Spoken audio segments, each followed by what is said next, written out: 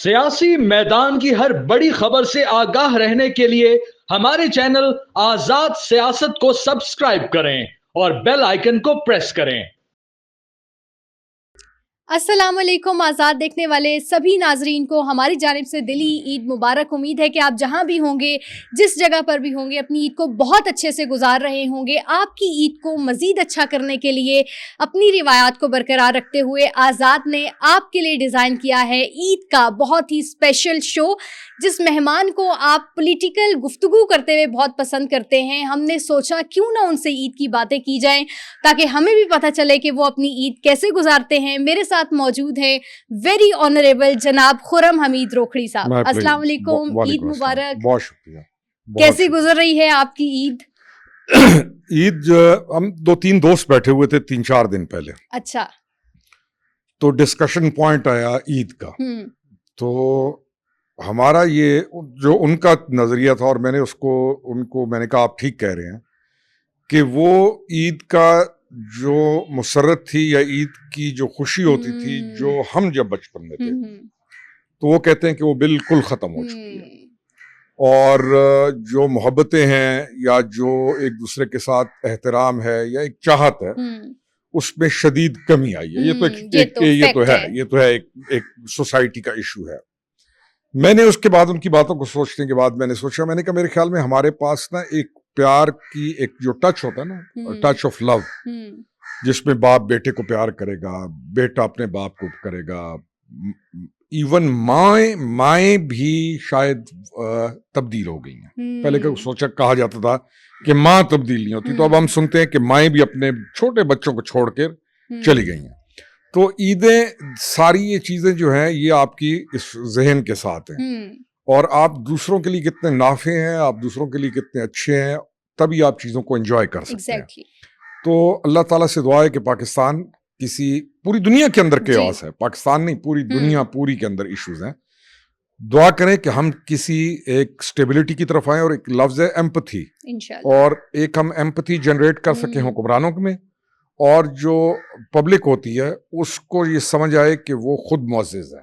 क्योंकि हर बंदे ने अपने आप को इस वक्त इतना घिरा लिया है कि वो खुद को मुअज़्ज़िज़ नहीं समझता। तो ईद, अल्लाह खैर करे, ईदें हमारी इस एज में आके, और जब आप प्रैक्टिकली किसी पॉलिटिक्स में आ जाएं और आप हों भी यानी एक रवायती पॉलिटिशियन ना हो, और आप कुछ करना चाहते हो, या आप ये देखना चाहते हो कि मुल्क को कहीं पहुंचना चाहिए, हमारी यंग जनरेशन को कहीं पहुंचना चाहिए, तो मेरे ख्याल में हमारे जैसे लोगों की ईद उस तरह नहीं होती जैसे बाकी लोग एंजॉय करते हैं कि ये एंजॉय किया, वो किया, तो बस ठीक है, ईद जबरदस्त। अच्छा, कहीं ट्रैवलिंग के लिए चले जाते हैं ईद पे, या बस घर में ही गुजर जाती है? नहीं, हमारा जो ट्रेडिशनल इलाका है ना जी, जी, वहां पर तो ईद पे ट्रैवल करने वाली कोई बात नहीं है। आप बैठते हैं, लोग आपके पास आ रहे हैं, आप किसी के पास जा रहे हैं, खानदान के पास गए, अपने कबीले की मस्जिद में नमाज पढ़ी, उसके बाद अपने पूरा जो कबीला है उसके घरों में, पहले तो ये रिवाज था कि हर घर में जाएंगे, ईद मिलेंगे, तो अब उसके अंदर मेरी अपनी रूटीन ऐसी हो गई है कि उसके अंदर डिक्लाइन है। तो मामलात ऐसे फंस जाते हैं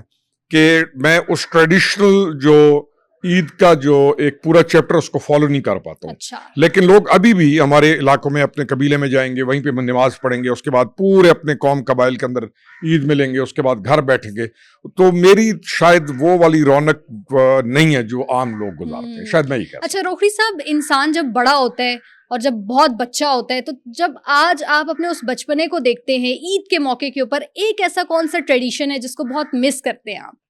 हमारे मियांवाली शहर में ना जी, जो एक बल्लोखैल रोड है, बल्लोखैल रोड पे ईद के दिन, उस वक्त शहर भी छोटा था, सफाई भी बहुत थी, तो उस बल्लोखैल रोड पर ईद के दिन दाएं और बाएं वो लकड़ी वाले झूले लगाते थे वो। अच्छा। और उसको बहुत वो, लेकिन मेरे अभी बचपन की याद में आता है कि पता नहीं क्या वो खूबसूरत चीज होती थी वो, यानी यू कुड फील इट कि वो खूबसूरत था बहुत ज्यादा। फिर टांगे हुआ करते थे उस जमाने में, तो वो एक कमेटी चौक है हमारा, तो वो टांगे पे बैठते जाते हम सारे खानदान के बच्चे आके, एक टांगा, तो वो उस कमेटी चौक से एक चक्कर लगवा के वापस बल्लोखैल रोड पे छोड़ता था। तो वो चक्कर आज मेरे ख्याल में, मेरे समझता हूँ कि उस सारी जिंदगी के बचपन की यादों में और उस ईद के मौके के ऊपर वो जो कमेटी चौक के टांगे वाला चक्कर है वही काफी था। तो वो बड़ी एक याद, और मेरे ख्याल में हमारे साथ के जितने भी मियावाली वाले सुन देते हैं या देखते हैं उनको आइडिया है। कहाँ पे अब अभी भी होता है बच्चों नहीं, अभी खत्म हो गई चीजें, लेकिन उनको आइडिया है कि बलुखैल रोड से कमेटी चौक का चक्कर क्या चीज होता है। तो वो एंजॉय कर रहे होंगे, आपको तो सुनते भी बहुत ज्यादा है वहाँ के लोग।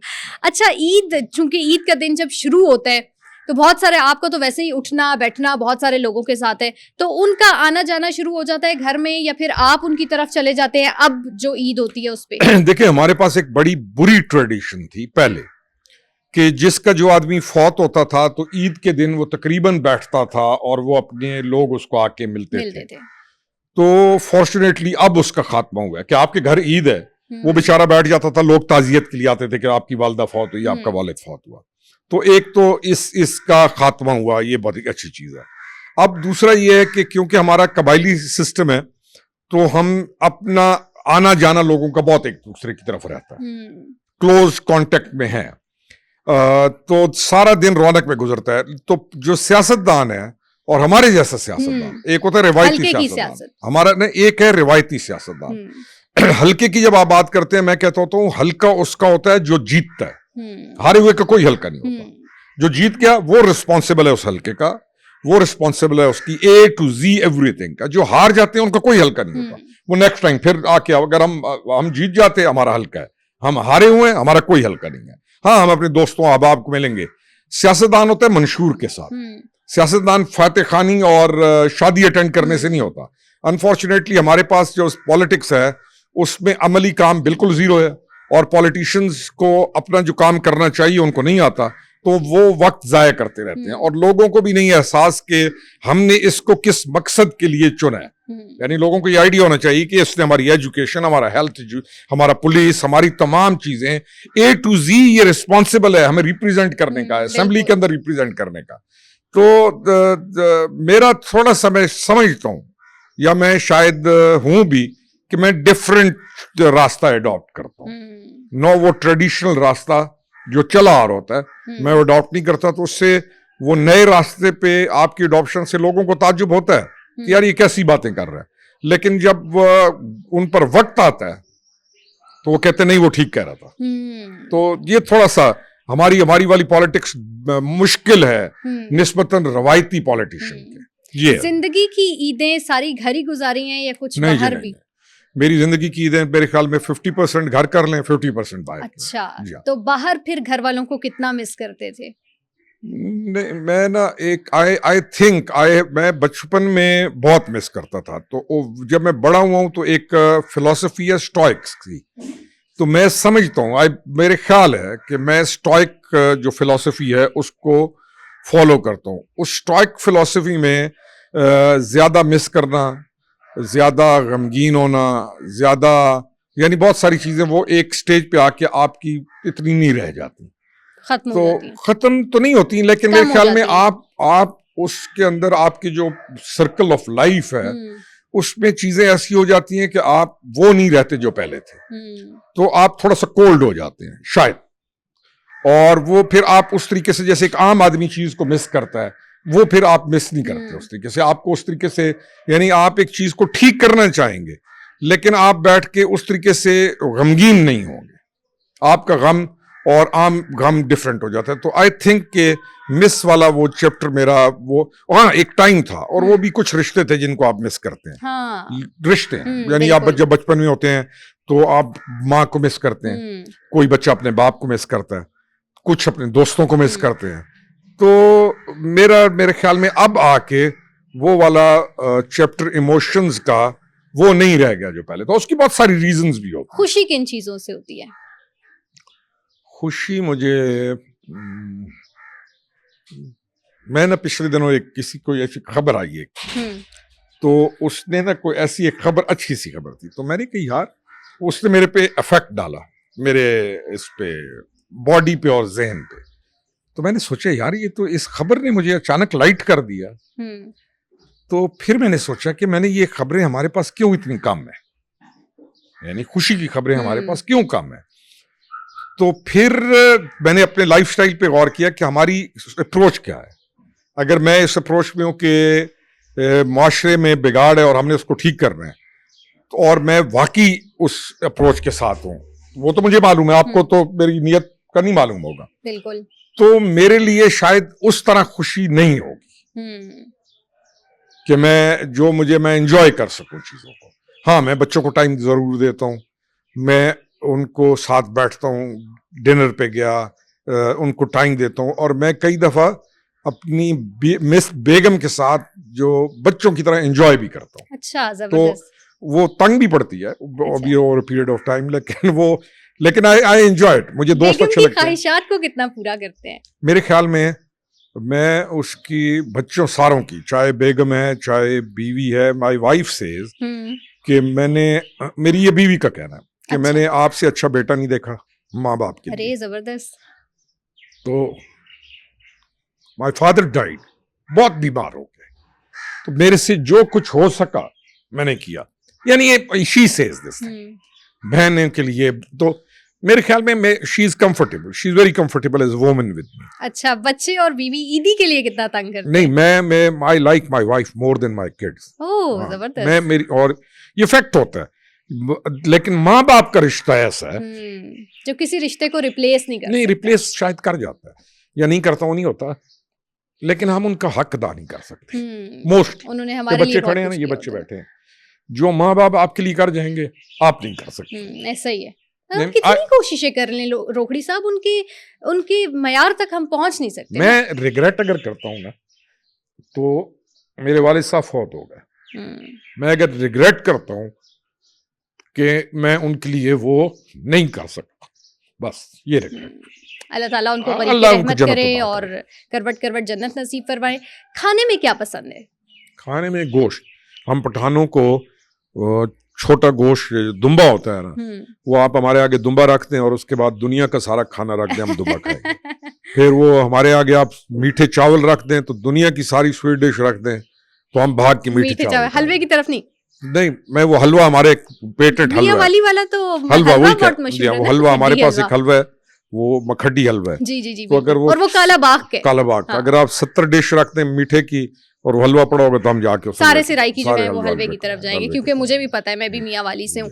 अच्छा रोकड़ी साहब, मुझे ये बताइएगा कि जब आप गाड़ी चला रहे होते हैं और अपनी फैमिली के साथ होते हैं और बच्चे आपसे किसी चीज़ की फरमाइश कर दें तो वहीं पर गाड़ी रोक देते हैं, या आप कहते हैं कि नहीं मैं पहले अपनी मंजिल की तरफ जाऊं? नहीं, हमने ना, मैंने बच्चों, आपके बच्चे आपके हाथ पे ट्रेंड होते हैं। बच्चा वो होता है कि वो ओवर अ पीरियड ऑफ, मेरा बेटा भी बाहर बैठा हुआ है वहां पे, तो अच्छा। वो over a period of time, he is now only 15 years old.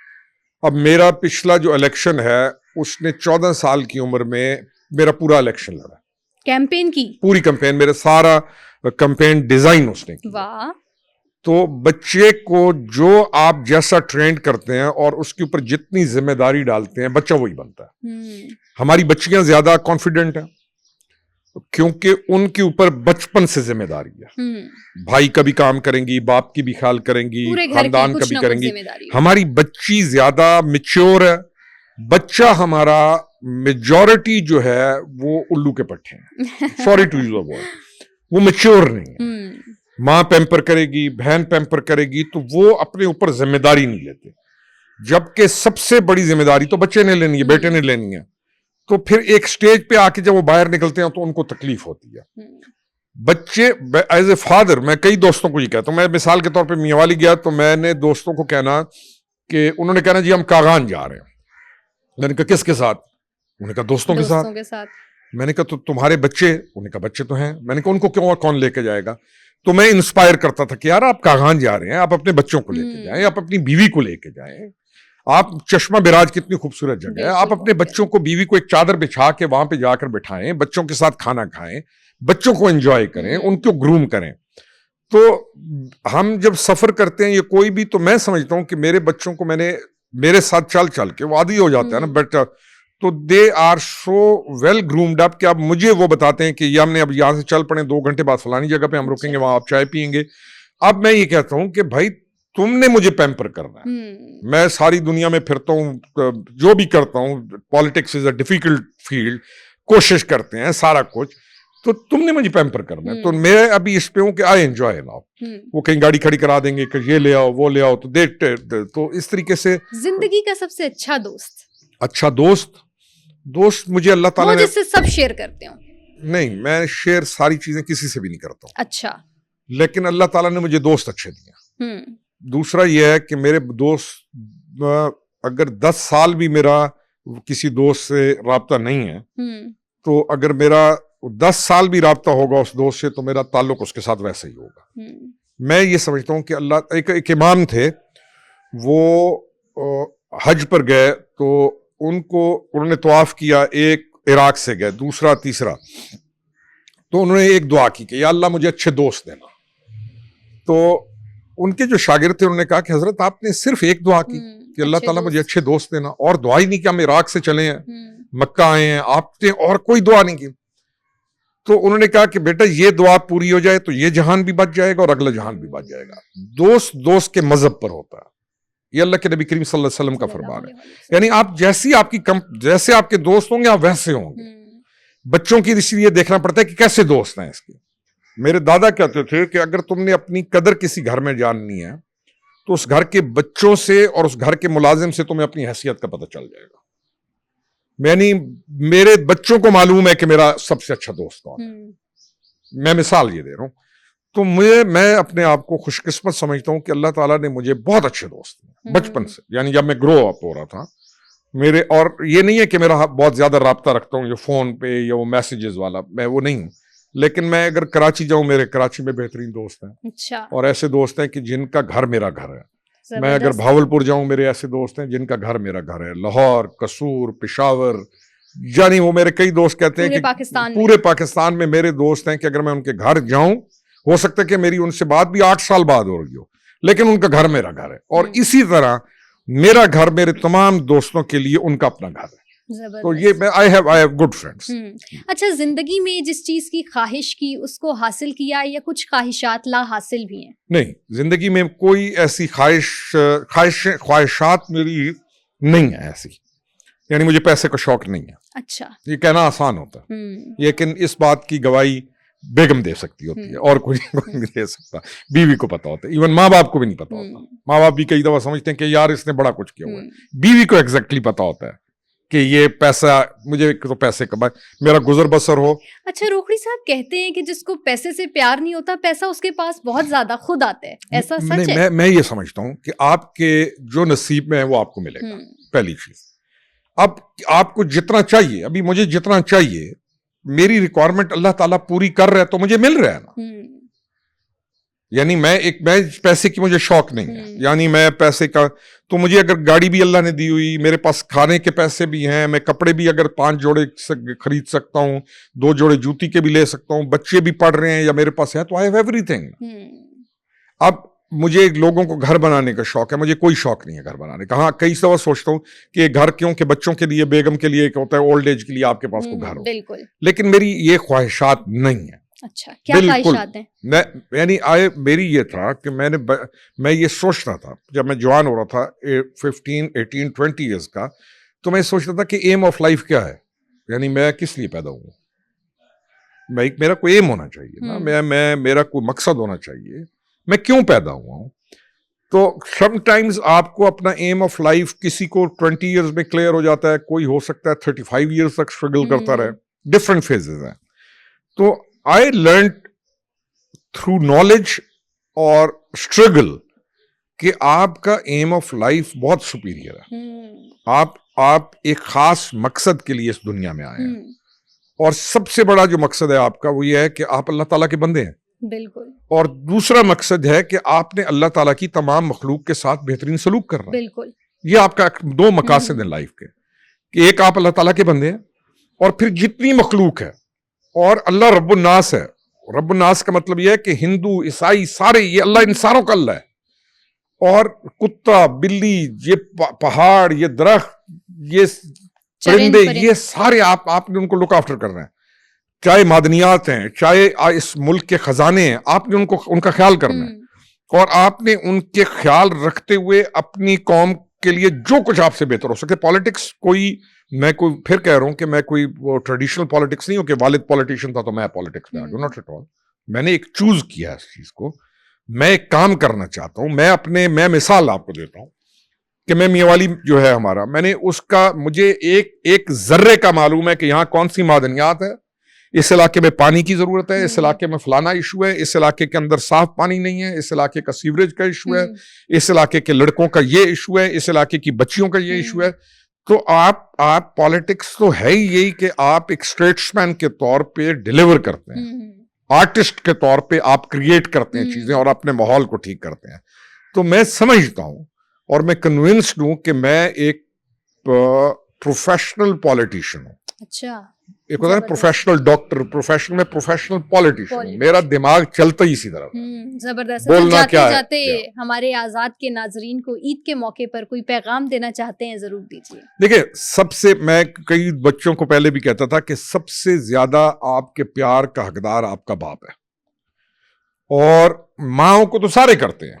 मैं लड़कों को यही कहता हूं, मैं कई दफा कहता हूं कि देखो नौजवान हमारा बाप बेटे का रिश्ते में बहुत बहुत फासला होता है। माँ को साथ पप्पी करेंगे, इधर पकड़ लेंगे, माएँ पकड़ लेंगी, लेकिन बेटे अपने बाप को, और बाप की सबसे बड़ी रिक्वायरमेंट होती है कि उसका बेटा उससे प्यार करे। हर बाप की, जिस तरह हर बेटे के लिए उसका बाप हीरो होना चाहिए।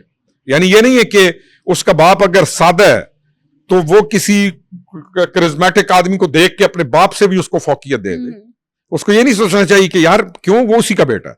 तो जिसका वो बेटा है, अगर उसका बाप मजदूर है, उसका बाप सादा है, उसका बाप वही है, उसने अपने बाप को अहमियत देनी है। यानी चाहे वो खुद जो मर्जी बन जाए। और आपको एक बात बताऊं, जिस बच्चे ने अपने बाप की कदर की और उसको अहमियत दी और उसके लिए भागा, उसके लिए जूते रखे, उसके लिए कंघी की, उसको प्यार किया, चाहे वो एक आधा धिक्का मारे, वो बच्चा जिंदगी में कभी भी कहीं पर भी मसाइल का शिकार नहीं होगा। अल्टीमेटली वो सेटल हो जाएगा। तो मैं बच्चों को खास तौर पे कि they have to be good to their fathers. अम्मा के साथ सारे ठीक होते हैं, बाप का ख्याल रखना सबसे अहम है। और ये बच्चों, मैं अपने एज ए बेटा, मैं अपने वालिद के बारे में, मैं मेरे ख्याल में जितना वरिड होता था उतना आज अपनी नौजवान अपनी बीवी के बारे में भी वरिड नहीं होगा। मैं वरिड होता था कि मेरे वालिद आ कैसे रहा है, बैठ कैसे रहा है। तो बच्चों पे लाजिम है कि अपने बाप को वो बहुत वक़्त दें। This what I think. माँ बाप सी नेमत दुनिया में नहीं है, हासिल हो ये नेमत तो जहाँ खुल्द बरी है। उम्मीद है कि आपको आज का हमारा ईद का ये प्रोग्राम बहुत पसंद आया होगा। एक मर्तबा फिर जाते जाते आप सबको बहुत ज़्यादा ईद की खुशियाँ मुबारक। अरीज फातिमा को खुरम हमीद रोखड़ी के साथ इजाज़त दीजिए। अपना बहुत सारा ख्याल रखिए। अल्लाह निगहबान।